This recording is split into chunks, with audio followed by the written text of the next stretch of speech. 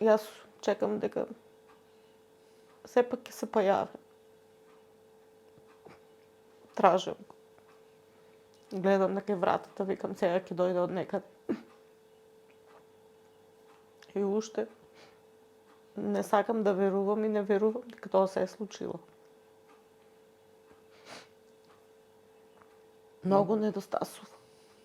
Многу не се опишува. Јас само може да кажам, никој не секунда да не осете нашата болка и нашата тежина што имаме ние како родители и сестра му како сестра. Таа загуба е незаменлива и нема допуна за тоа. Поголема казна нема од тоа, а најмалку ние како родители, а па за децата не станува збор, дека се го заслужили тоа.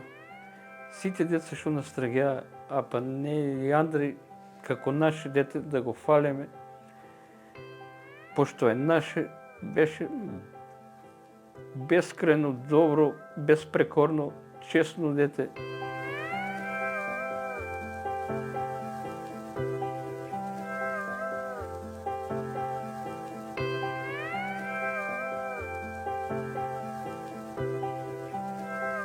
Се сам се бореше и со школа, и со запослување на работа, и со сите планови што ги остваруваше, сам се бореше и толку беше цврст и дисциплиниран, одговорен, што ретко во време на брз живот, он беше толку присебен, толку стабилен.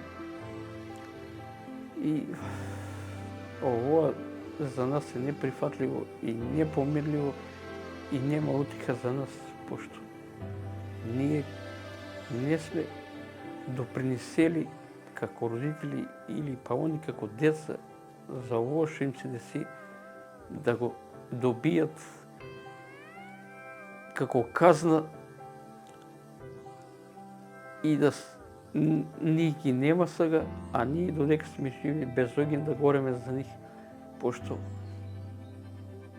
што требало некој да работи под некој норматив, под некои законски услови, што правил пропусти, што бил корумпиран, подмитуван, што неодговорно ја вршил својата работа, дојде до тај момент да право на живот одзема на нашите деца.